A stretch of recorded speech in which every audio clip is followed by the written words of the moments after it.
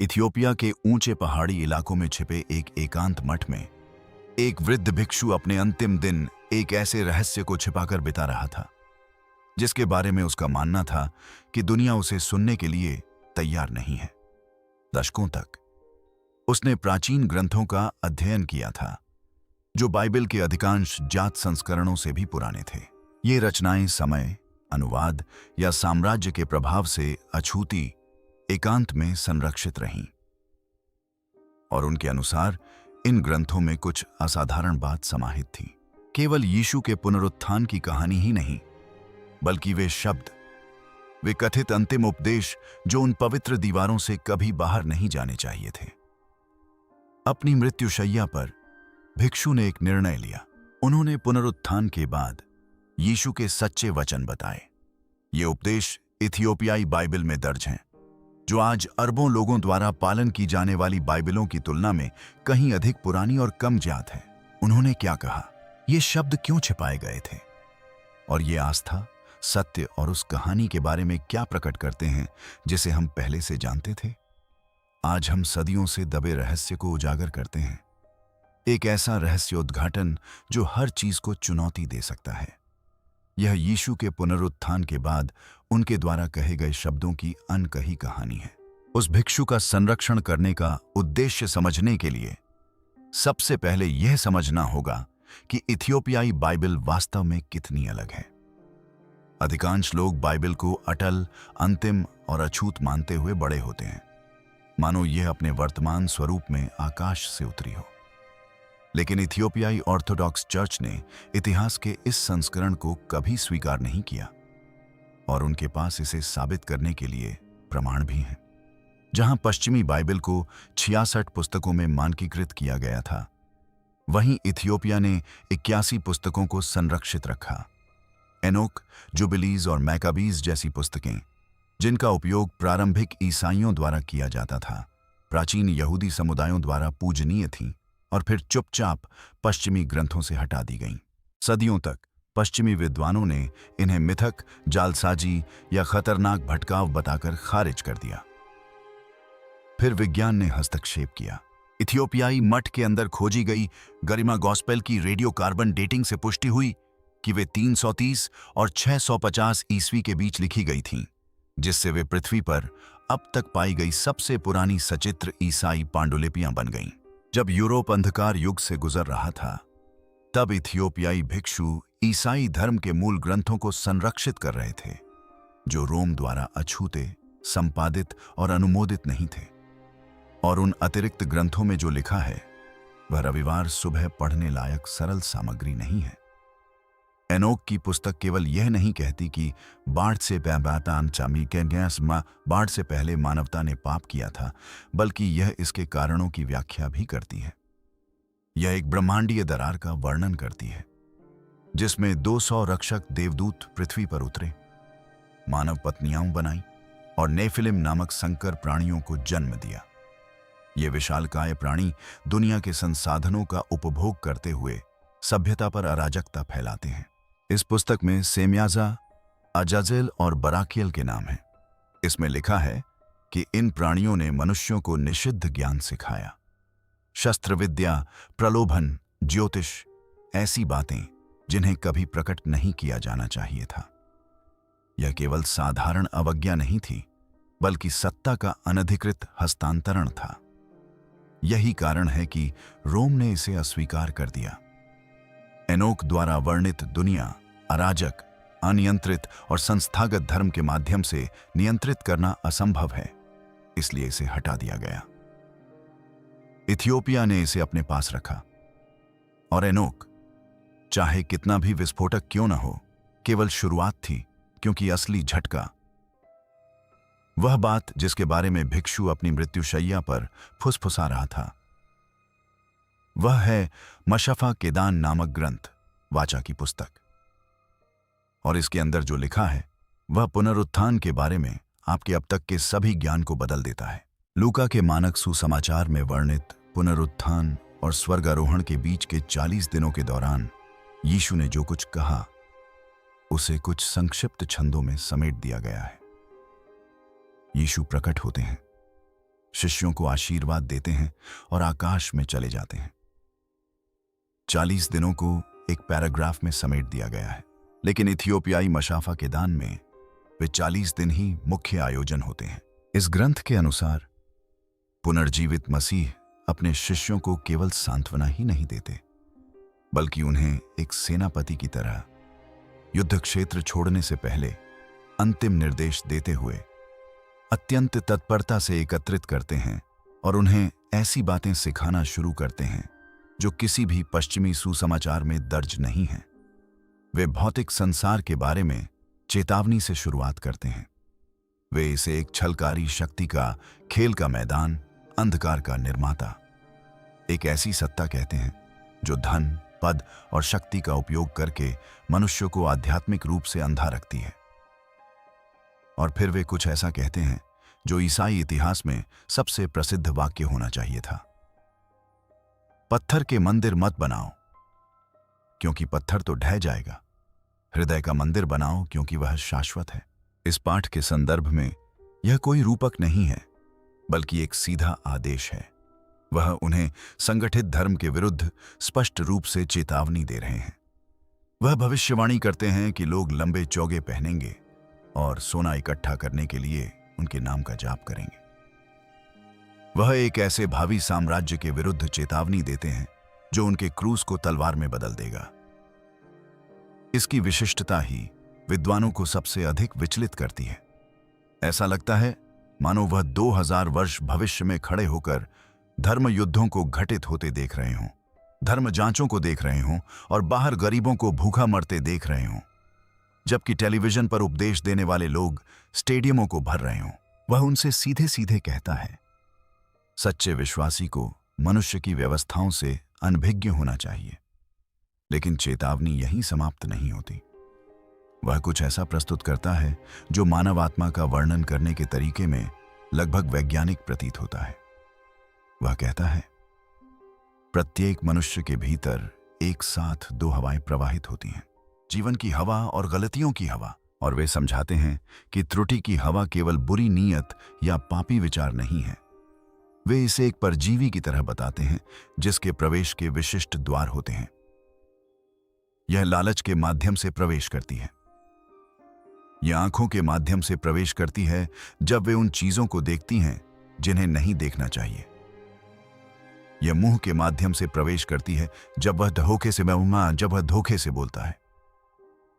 और एक बार जब यह हावी हो जाती है तो यह न केवल आपको बदतर बनाती है बल्कि हृदय को भी कठोर बना देती है। यह एक जीवित सांस लेने वाले इंसान को सीधे तौर पर एक चलती फिरती कब्र में बदल देती है। इस मुहावरे पर एक पल के लिए विचार कीजिए। चलता फिरता मकबरा। एक ऐसा व्यक्ति जो खाता है, सोता है, काम करता है, फोन पर समय बिताता है, लेकिन जिसका आंतरिक जीवन पहले ही ठंडा पड़ चुका है। एक आध्यात्मिक ज़ॉम्बी। वह कोई काल्पनिक कहानी नहीं सुना रहे थे। वह एक ऐसी स्थिति का वर्णन कर रहे थे जिसके बारे में उनका मानना था कि वह पहले से ही फैल रही है, और फिर वह उन्हें इसका इलाज बताते हैं। कोई संस्कार नहीं, कोई अनुष्ठान नहीं, किसी मंदिर को कोई आर्थिक भेंट नहीं। वह इसे ज्ञान कहते हैं, सत्य का प्रत्यक्ष आंतरिक व्यक्तिगत ज्ञान। वह उन्हें अपने विचारों का अवलोकन करना सिखाते हैं, ठीक वैसे ही जैसे कोई पहरेदार शहर के द्वार पर नजर रखता है। यह देखता है कि कौन अंदर आ रहा है और कौन बाहर जा रहा है। और फिर वह एक ऐसी बात कहते हैं जो अगर व्यापक रूप से प्रकाशित हो जाती तो संस्थागत धर्म की पूरी संरचना को ध्वस्त कर देती। वह कहते हैं, स्वर्ग का राज्य सचमुच मानव शरीर के भीतर है, विचारों के बीच की शांति में छिपा हुआ है। इसीलिए उस लेख को दबाना पड़ा। अगर रोमन साम्राज्य का आम आदमी यह मान लेता कि ईश्वर उसके भीतर निवास करता है तो वह मंदिर को कर देना बंद कर देता। वह बिशप से डरना बंद कर देता। उसे ईश्वर से संपर्क साधने के लिए किसी संस्था की आवश्यकता नहीं रहती। साम्राज्य की भाषा में कहें तो वह पूरी तरह से बेकाबू हो जाता। लेकिन यीशु ने केवल आध्यात्मिक शिक्षा तक ही सीमित नहीं रहे। उन्होंने ऐसी बातें भी कहीं जिन्हें सदियों बाद आधुनिक विज्ञान ने चुपचाप पुष्टि कर दी। प्राचीन ग्रंथों में छिपा विज्ञान, ईश्वर की वाचा की पुस्तक में ब्रह्मांडीय विवरण हैं जिन्हें इतिहास के अधिकांश समय तक काव्यात्मक बकवास कहकर खारिज कर दिया गया था। वह बर्फ के भंडारगृहों और हवाओं के द्वारों की बात करता है, मौसम का वर्णन ऐसी चीज के रूप में करता है जो संरचित चैनलों के माध्यम से चलती है और अदृश्य रास्तों का अनुसरण करती है। ग्रह। सदियों तक यह एक मिथक जैसा लगता था। आधुनिक मौसम विज्ञान अब पुष्टि करता है कि वैश्विक मौसम पैटर्न परिभाषित वायुमंडलीय धाराओं में यात्रा करते हैं। इन पृथ्वी के चारों ओर ऊंचाई पर बहने वाली हवा की नदियां। 2000 साल पुराने ग्रंथ में पृथ्वी की वायुमंडलीय गतिशीलता का उल्लेख कैसे मिलता है? इसमें पृथ्वी की सतह के नीचे छिपे पानी के एक विशाल अथाह सागर का भी जिक्र है।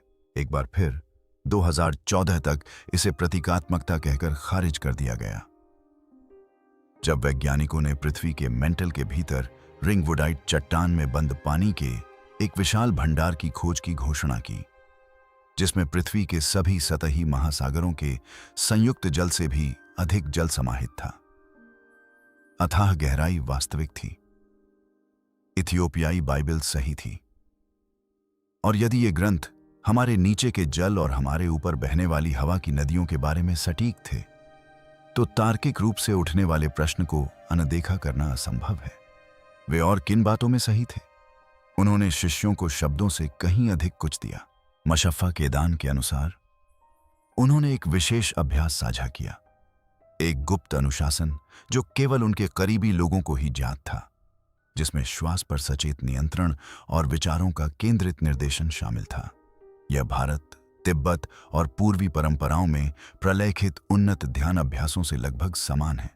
यह बाइबल पुरातत्व में सबसे प्रचलित सिद्धांतों में से एक से जुड़ता है, जिसके अनुसार यीशु ने अपने तथाकथित खोए हुए वर्ष 12 से 30 वर्ष की आयु के बीच का वह अंतराल, जिसका सुसमाचारों में कोई विवरण नहीं है, भारत के मठों या तिब्बत के शिक्षण केंद्रों में अध्ययन करते हुए बिताए।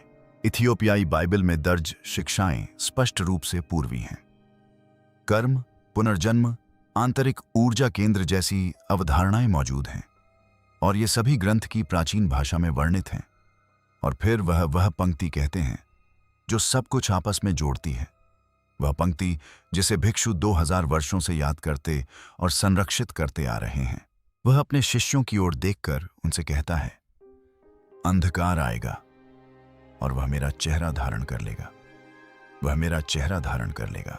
वह उन्हें किसी प्रत्यक्ष राक्षस के बारे में चेतावनी नहीं दे रहा है। वह उन्हें एक ऐसे जटिल धोखे के बारे में चेतावनी दे रहा है जो हूबहू उसी के जैसा दिखेगा। वह उसका नाम लेगा, उसका क्रूस उठाएगा, उसके सम्मान में गिरजाघर बनवाएगा और ठीक उसी आध्यात्मिक विनाश का साधन बनेगा जिसकी वह बात करता है और जिसका वह बादशाहों में अपने जीवन में विरोध करता है। इस ग्रंथ में वर्णित मसीह विरोधी खलनायक के रूप में नहीं, बल्कि उद्धारकर्ता के रूप में प्रकट होता है। इस ग्रंथ की रक्षा करने वाले इथियोपियाई भिक्षुओं का दृढ़ विश्वास था कि यह कोई भविष्य की भविष्यवाणी नहीं, बल्कि पहले से ही घटित हो रही किसी घटना का वर्णन है। और इस बात का प्रमाण कि इथियोपिया ने इसे गंभीरता से लिया केवल पांडुलिपियों में ही नहीं मिलता, बल्कि स्वयं भूदृश्य पर अंकित है। वाचा का संदूक बाइबल के इतिहास की सबसे शक्तिशाली वस्तु, और उस पर इथियोपिया के विशिष्ट दावे का उल्लेख किए बिना आप इस कहानी को नहीं बता सकते। हॉलीवुड ने पवित्र वाचा के संदूक को न्यू मैक्सिको के एक सरकारी गोदाम में रखा हुआ दिखाया है, जबकि इथियोपिया ने 3000 वर्षों से बिना किसी संदेह के यह दावा किया है कि संदूक यहीं प्राचीन शहर अक्सुम में स्थित our lady Mary of Zion church के अंदर सुरक्षित रखा हुआ है। और यह कोई सामान्य सांस्कृतिक लोक कथा नहीं है, बल्कि यह दावा इथियोपियाई सभ्यता का मूल आधार है। कहानी शीबा की रानी से शुरू होती है। वह यरूशलेम जाती है, राजा सुलेमान से मिलती है और उसके बेटे मेनेलिक प्रथम को लेकर इथियोपिया लौट आती है। कई वर्षों बाद वयस्क मेनेलिक अपने पिता से मिलने जाता है। सुलेमान उसे इज़राइल का सिंहासन प्रदान करता है। मेनेलिक इसे अस्वीकार कर देता है, लेकिन वह खाली हाथ नहीं लौटता। इथियोपिया के शाही इतिहास ग्रंथ केब्रा नागास्ट के अनुसार मेनेलिक और उसके साथियों ने इतिहास की सबसे बड़ी चोरी को अंजाम दिया। उन्होंने पवित्रतम स्थान में संदूक की जगह उसकी प्रतिकृति रख दी और मूल संदूक को चुपचाप अफ्रीका वापस ले गए। बाइबल में वर्णित संदूक किसी सजावटी धार्मिक वस्तु का वर्णन नहीं है। इसमें ऐसी चीज का वर्णन है जो सेनाओं को जलाकर राख कर देती थी। अगर कोई उसे गलत तरीके से छूता तो उसकी मौत हो जाती थी और उससे ऐसी आग निकलती थी जिसकी प्राकृतिक व्याख्या नहीं की जा सकती थी। इन प्रभावों को विस्तार से पढ़ने पर विकिरण के संपर्क में आने के भयावह परिणामों के बहुत करीब महसूस होते हैं। यही कारण है कि संदूक के रक्षक के साथ आज जो कुछ भी होता है उसे नजरअंदाज करना इतना कठिन है। एक समय में केवल एक ही व्यक्ति संरक्षक की भूमिका निभाता है। उसका चयन किया जाता है। वह चैपल में प्रवेश करता है और अपने शेष जीवन में फिर कभी बाहर नहीं निकलता। इन रक्षकों को वर्षों से देखने वाले आगंतुकों ने एक समान प्रवृत्ति बताई है: दृष्टि का कमजोर होना, अहोना, मोतियाबिंद, समय के साथ त्वचा का पीला पड़ना और असमय मृत्यु। ये आध्यात्मिक भक्ति के लक्षण नहीं है, बल्कि ऊर्जा उत्सर्जित करने वाली किसी चीज के लंबे समय तक संपर्क में रहने के लक्षण हैं। अगर पवित्र संदूक महज सोने से ढका एक लकड़ी का बक्सा है तो इन सब बातों का कोई मतलब नहीं रह जाता। और इतिहास भर के साम्राज्यों ने इस बात को भांप लिया था। टेम्पलर नाइट्स 12वीं शताब्दी में विशेष रूप से इसकी खोज में इथियोपिया गए थे। उनके द्वारा उकेरे गए प्रतीक आज भी लालीबेला के पत्थर के गिरजाघरों में मौजूद हैं। वे किसी धार्मिक वस्तु की तलाश नहीं कर रहे थे, बल्कि शक्ति के स्रोत की खोज कर रहे थे। इथियोपिया, एडिग्रहा और सभी अफ्रीकी देशों में केवल इथियोपिया ही ऐसा देश था जिस पर कभी किसी का उपनिवेश नहीं बना। जब 1896 में इटली ने आधुनिक हथियारों के साथ आक्रमण किया तो अधवा की लड़ाई में उन्हें करारी हार मिली। स्थानीय लोग युद्ध के मैदान में एक ऐसी रोशनी की बात करते हैं जिसने युद्ध का रुख बदल दिया। इतिहास इसे एक सैन्य चमत्कार के रूप में दर्ज करता है। इथियोपियाई लोग इसे अलग तरह से याद करते हैं और इथियोपिया की प्राचीन शक्ति का सबसे स्पष्ट प्रमाण लालीबेला के गिरजाघरों में मिलता है। 12वीं शताब्दी में राजा लालीबेला ने 11 गिरजाघरों के निर्माण का आदेश नहीं दिया था, बल्कि उनकी खुदाई करवाई थी, क्योंकि ये गिरजाघर जमीन से नहीं बनाए गए थे, बल्कि ठोस ज्वालामुखी चट्टान को काट कर बनाए गए थे। खिड़कियों, दरवाजों, स्तंभों, आंतरिक कक्षों और परिष्कृत जल निकासी प्रणालियों से युक्त संपूर्ण गिरजाघर सभी एक ही अखंड पत्थर के टुकड़े से तराशे गए थे। यह ऐसी तकनीक नहीं है जो गलतियों को माफ कर दे। गलत कट को ठीक नहीं किया जा सकता। आप टूटे हुए स्तंभ की मरम्मत नहीं कर सकते। हर निर्णय पहली बार में ही सही होना चाहिए, जिसका अर्थ है कि पत्थर पर छेनी चलाने से पहले प्रत्येक गिरजाघर की पूरी त्रिआयामी संरचना की सटीक कल्पना करना आवश्यक था।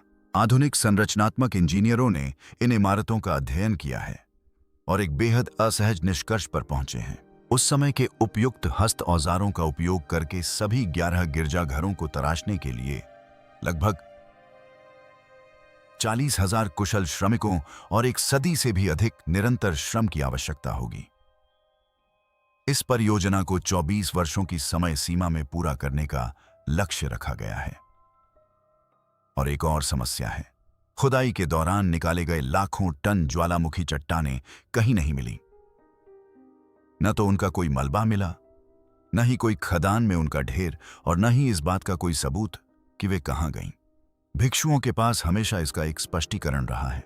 दिन के समय मानव श्रमिक नक्काशी करते थे। रात में देवदूत उतरते और काम जारी रखते, दोगुनी गति से आगे बढ़ते हुए प्राचीन वृत्तांतों में वर्णित प्रकाश के औजारों का उपयोग करते थे, जो बिना घर्षण के ठोस चट्टान को भेद सकते थे। प्रकाश के औजार 2024 में हम इसे निर्देशित ऊर्जा लेजर तकनीक कहेंगे। यह विचार अब उतना बेतुका नहीं रहा जितना पहले लगता था। कुछ शोधकर्ताओं का मानना है कि वाचा का संदूक, जिसे इथियोपियाई परंपरा के अनुसार इस काल में सक्रिय रूप से उपयोग में लाया जाता था, ऊर्जा स्रोत के रूप में कार्य करता रहा होगा। मेसो अमेरिका और मिस्र सहित अन्य प्राचीन संस्कृतियों के वृत्तांतों में ध्वनि आवृत्तियों या विशिष्ट रासायनिक प्रक्रियाओं का उपयोग करके पत्थर को नरम करने की विधियों का उल्लेख मिलता है। अगर इथियोपिया में ऐसी तकनीक मौजूद होती तो लालीबेला की घटना की पूरी व्याख्या हो जाती। इन 11 गिरजाघरों में सबसे प्रसिद्ध सेंट जॉर्ज का गिरजाघर है। इसका आकार एक पूर्ण क्रॉस जैसा है, जिसे धरती में सीधा नीचे की ओर तराशा गया है, जहां तक कि छत जमीन के स्तर तक नहीं पहुंच जाती। आप इसके ऊपर खड़े होकर नीचे की ओर देख सकते हैं। इसकी ज्यामिति त्रुटिहीन है। इसके आधार में बनी जल निकासी प्रणाली ने 800 वर्षों से मौसमी बाढ़ के बावजूद इसके अंदरूनी हिस्से को सूखा रखा है। उस इंजीनियरिंग का कमाल तो आज की किसी भी निर्माण टीम के लिए भी अद्भुत होगा। 12वीं शताब्दी में तो यह लगभग समझ से परे था। पूरे परिसर के नीचे घने अंधेरे सुरंगों का जाल बिछा हुआ है। पुरोहित बनने के इच्छुक उम्मीदवारों को घोर अंधेरे में अकेले ही इन सुरंगों में भेजा जाता है, जहां उन्हें स्पर्श और ध्वनि के माध्यम से दिशा का पता लगाना होता है और साथ ही मंत्रोच्चार करना होता है। यह पत्थर से निर्मित एक इंद्रिय विहीनता का अनुष्ठान है, जिसकी वास्तुकला में वाचा की पुस्तक का धर्मशास्त्र समाहित है। प्रकाश प्राप्त करने से पहले आपको अंधेरे से होकर गुजरना होगा। हाल ही में स्थल के 3D लेजर स्कैन से फर्श के नीचे खोखले कक्षों का पता चला है, जिन्हें 8 शताब्दियों से खोला नहीं गया है। पुजारियों का कहना है कि इन कक्षों में संतों का खजाना, सोना, पांडुलिपियां और संभवतः मूल निर्माण में प्रयुक्त उपकरण मौजूद हैं। किसी को भी इन्हें खोलने की अनुमति नहीं दी गई है। शहर पर घेराबंदी होने से पहले राजा लालीबेला ने यरूशलेम में समय बिताया था। उनका सपना अफ्रीका में एक नया यरूशलेम बनाने का था, जो विजय की पहुंच से परे हो, साम्राज्य की राजनीति से परे हो। उन्होंने कस्बे से होकर बहने वाली नदी का नाम जॉर्डन नदी रखा। उन्होंने दाऊद का तारा, ईसाई क्रॉस और प्राचीन सौर स्वास्तिक, जो नाजी भ्रष्टाचार से हजारों साल पहले का सूर्य का प्रतीक है, सभी को एक ही दीवार पर उकेरा। वे एक ऐसा संगम बना रहे थे, हर दिशा से पवित्र हर चीज का संरक्षण पत्थर पर उकेरा हुआ, जो हमेशा के लिए कायम रहेगा। विश्व युद्धों के दौरान यूरोप के गिरजाघर बमबारी में पूरी तरह नष्ट हो गए, लेकिन लालीबेला अछूता रहा। यह आज भी खड़ा है। लेकिन लालीबेला, संदूक, 81 पुस्तकें, ये सभी एक ही बात की ओर इशारा करते हैं। एक वंश, एक गुप्त वंश। पश्चिमी ईसाई धर्म में यीशु अकेले खड़े हैं। उनके कोई वंशज नहीं, कोई निरंतर वंश नहीं। कहानी क्रूस पर समाप्त होती है और स्वर्ग में पुनः शुरू होती है। लेकिन इथियोपिया में यह विचार सांस्कृतिक रूप से समझ से परे है। परिवार पहचान का गौण हिस्सा नहीं है, परिवार ही पहचान है। इथियोपिया के सोलोमोनिक राजवंश ने लगभग 900 ईसा पूर्व से 1974 तक लगभग 3000 वर्षों तक शासन किया। एक अटूट शाही वंश। अंतिम सम्राट हैले सेलासी उस श्रृंखला में 225वें शासक थे, जिन्हें आधिकारिक तौर पर यहूदा जनसाई जनजाति के विजयी सिंह की उपाधि दी गई थी। यह कोई काव्यात्मक उपाधि नहीं है, बल्कि यह एक कानूनी, वंशावली और धार्मिक दावा है जो सीधे राजा डेविड से जुड़ा है। उस वंश का सावधानीपूर्वक अध्ययन करने पर यह न केवल इथियोपिया को पुराने नियम से जोड़ता है, बल्कि नए नियम के साथ एक ऐसा वंशावलीगत संबंध स्थापित करता है जिसे मुख्य धारा के पश्चिमी धर्मशास्त्र के लिए सहजता से संबोधित करना असंभव है। यदि यीशु की माता मरियम दाऊद के वंश से थीं और इथियोपिया का शाही राजवंश सहस्राब्दियों से उसी वंश का अनुसरण करता रहा है, तो इथियोपिया और मसीह के बीच का संबंध धर्मशास्त्रीय नहीं, बल्कि पारिवारिक था, वास्तविक पारिवारिक संबंध। यही कारण है कि 20वीं शताब्दी के आरंभ में जन्मे रस्ताफेरियनवाद ने हैले सेलासी को पुनरुद्रोही मसीहा के रूप में पहचाना। प्रकाशित वाक्य की पुस्तक में यहूदा जनजाति के पुनरुद्रोही सिंह का वर्णन है। सेलासी को ठीक यही उपाधि प्राप्त थी। उन्होंने स्वयं को कभी देवत्व का दावा नहीं किया, लेकिन वे अपने वंश का अर्थ पूर्ण स्पष्टता से समझते थे। फिर आधुनिक आनुवंशिकी का विषय सामने आया। इथियोपियाई आबादी के डीएनए अध्ययनों से लेवांत क्षेत्र, विशेष रूप से आधुनिक इजराइल और सीरिया के क्षेत्र से लगभग 3000 वर्ष पुराने प्राचीन आनुवंशिक चिन्हों की पहचान हुई है। यह एक वास्तविक प्रवास था। सचमुच के लोग यरूशलेम से इथियोपिया चले गए थे। यह कोई किंवदंती नहीं, बल्कि जीव विज्ञान है। मौखिक परंपराएं आनुवंशिक इतिहास साबित हुईं।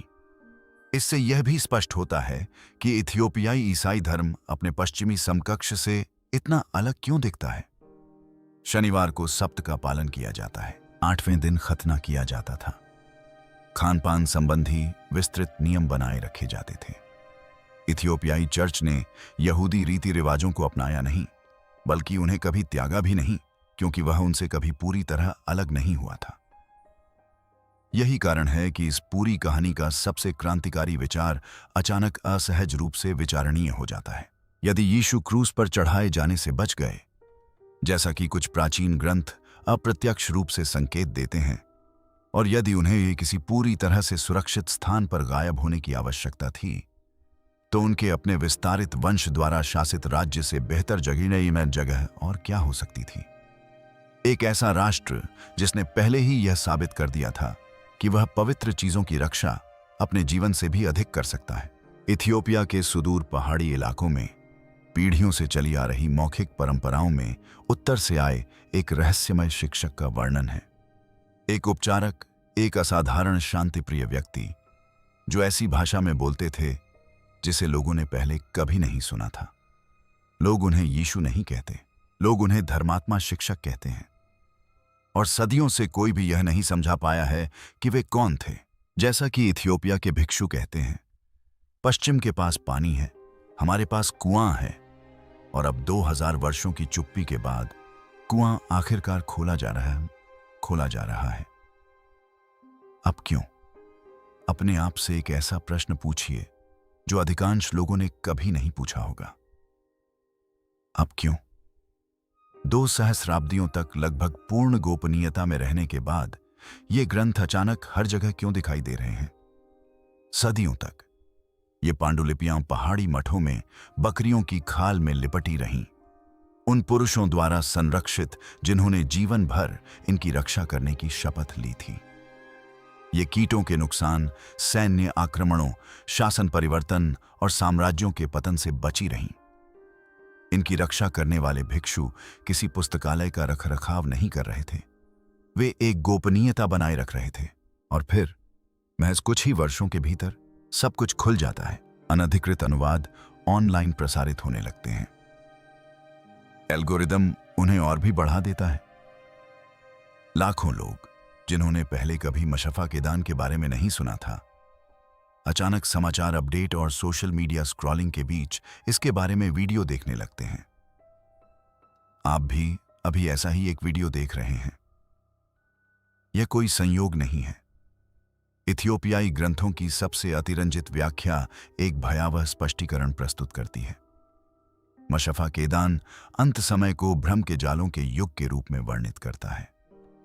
मूल गीज भाषा में इसका वर्णन एक ऐसी दुनिया के रूप में किया गया है जो अति संबद्ध है, लेकिन मूल रूप से झूठी है, जहां लोग बिना शारीरिक आवाज के संवाद करते हैं और बिना शारीरिक आंखों के अनुभव करते हैं।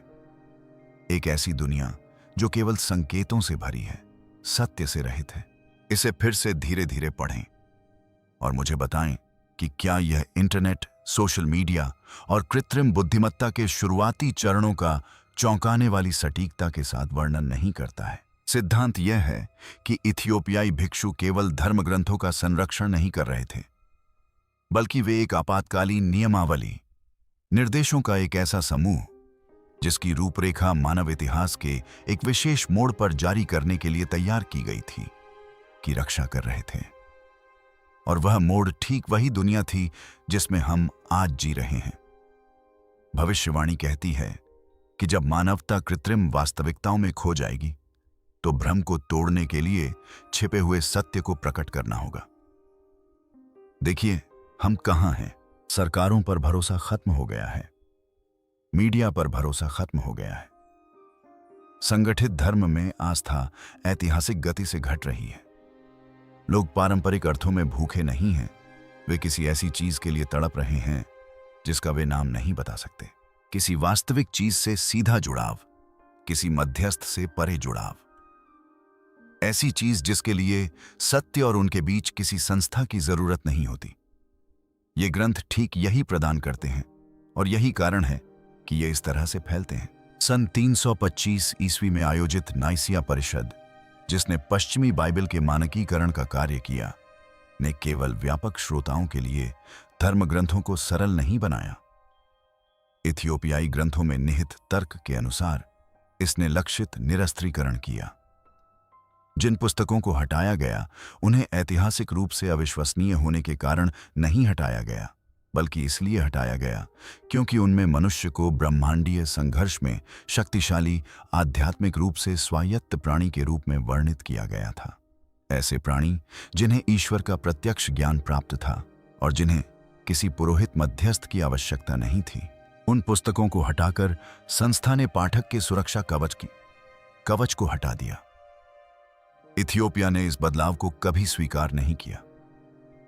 उन्होंने पूरा पाठ सुरक्षित रखा, जबकि बाकी दुनिया को उसका संपादित संस्करण मिला। और पांडुलिपियों के कुछ भाग तो आज भी धर्मशास्त्र जैसे नहीं लगते, बल्कि भौतिकी जैसे लगते हैं। शोधकर्ताओं ने ऐसे अंशों की पहचान की है जो ध्वनि उत्तोलन अकूस्टिक लेविटेशन का वर्णन करते हैं, यानी सटीक रूप से निर्देशित ध्वनि आवृत्तियों का उपयोग करके भौतिक पदार्थों का हेरफेर। लालिबेला को देखिए वहां क्या बनाया गया था। देखें कि इन गिरजाघरों के निर्माण के बारे में किंवदंतियां क्या कहती हैं। यदि आप देवदूत शब्द को उन्नत ध्वनिक प्रौद्योगिकी से बदल दें तो अचानक उन गिरजाघरों के बारे में कुछ भी अस्पष्ट नहीं रह जाता। यदि वे प्रणालियां वाचा की पुस्तक में दर्ज हैं और यदि वर्तमान अनुवाद उनके कार्य करने के तरीके को प्रकट करना शुरू कर रहे हैं, तो यह केवल एक धार्मिक जागृति नहीं है। यह प्रलय से पहले के उस विज्ञान की वापसी है जिसे जानबूझकर दबा दिया गया था। तो यह वह प्रश्न है जो इस वीडियो के समाप्त होने के बाद भी आपके मन में बना रहना चाहिए। यदि इतिहास की सबसे शक्तिशाली संस्थाओं ने वर्तमान पर नियंत्रण बनाए रखने के लिए अतीत को संपादित किया, तो और क्या छिपाया जा रहा है? और यदि एक वृद्ध इथियोपियाई भिक्षु ने अपने जीवन की अंतिम रात में दशकों से गुप्त रखे एक रहस्य को प्रकट करने का निर्णय लिया, तो यह आपको इस बारे में क्या बताता है कि सत्य कितना आवश्यक हो गया है? गोपनीयता भंग हो गई है, लेख प्रकाशित हो चुके हैं। अब बस यही सवाल बचा है कि क्या दुनिया इन्हें पढ़ने के लिए तैयार है? अगर इससे आपके मन में कुछ विचार जागृत होते हैं तो लाइक और सब्सक्राइब करें, क्योंकि कहानी का एक बड़ा हिस्सा अभी तक अनकहा है और अगला अध्याय इससे भी कहीं अधिक गहरा है।